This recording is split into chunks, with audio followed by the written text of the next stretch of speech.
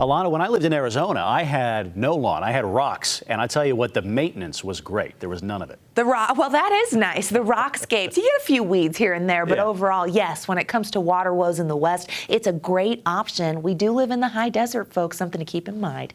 All right, this is what it looked like from Hill Air Force Base this morning. Michael, what a stunning shot. We started the day unsettled as a weak front came through and brought a few showers. Chris caught this in St. George, the Dixie Rock. Folks having a good time on top. Gorgeous conditions, but you see the cloud cover along the mountains. And we did see a few stray storms popping up south of I-70 in and around Washington County. There was part of that. Not all moisture was hitting the ground because we have dry air at the surface, but that's going to change. Satellite radar shows high pressure moving away from the state with those few showers dwindling in the last few hours, really supported by that daytime heating. So once we lose that, they're gone. Clearer conditions in the north right now. It was still above average today. It was a pretty day.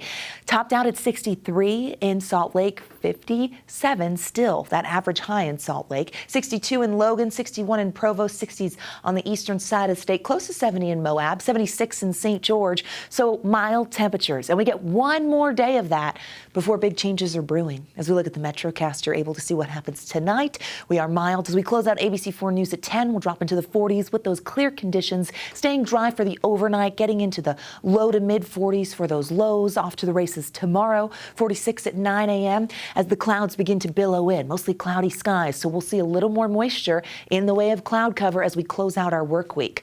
Also, changes brewing, and ahead of the wet weather, which we've talked about and forewarned you about this week, the winds. They're going to be kicking a high wind watch going into effect on Saturday ahead of our cold front because of our strong southerly flow. We're talking winds between 25 and 40 miles per hour sustained with gusts possible up to 60 miles per hour. This includes portions of counties like Juab, Millard, Iron, and Beaver County. So something to keep an eye on. A watch could be easily upgraded to a warning. We will see those peak winds on Saturday ahead of the front. What about the moisture? That's the big question because we got a quiet week with that high pressure, but things are now beginning to change as we get into our Friday. We see quiet conditions, a little more cloud cover starting to move in. Can't rule out a higher elevation storm popping up as we get into the afternoon and evening. See that over the Wasatch Plateau. The potential is there for northern Utah, and as we keep this moving, looks like we get a little bit of activity over in the West Desert that could track along the Wasatch Front or into northern Utah. So a heads up, slight chance of a spotty shower for tomorrow. And then the main event, which will be Saturday into Sunday, which you see that very defined cold front that sweeps on through as we head into the afternoon hours. Ahead of it, strong southerly winds and some prefrontal moisture. Behind it, we're getting wet weather, valley rain and mountain snow to start. Widespread showers expected, and that's going to continue through the evening. Then we head into Sunday. Colder air is in place, and we can't rule out a wintry mix in some of our valleys. We know the high country will pick up snow above 7,000 feet. We're talking accumulation.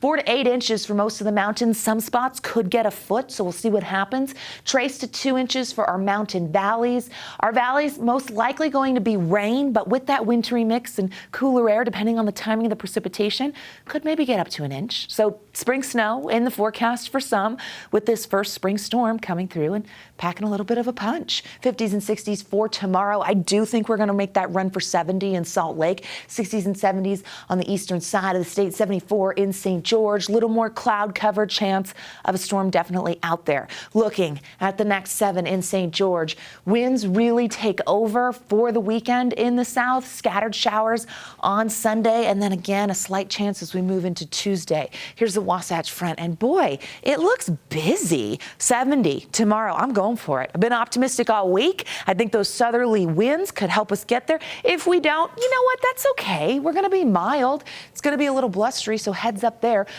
Wet weather moves in Saturday, and then the chance of scattered to isolated showers really hold on into next week. And what's going to be interesting is colder air next week, which we don't really love because we've seen the upper 60s, right?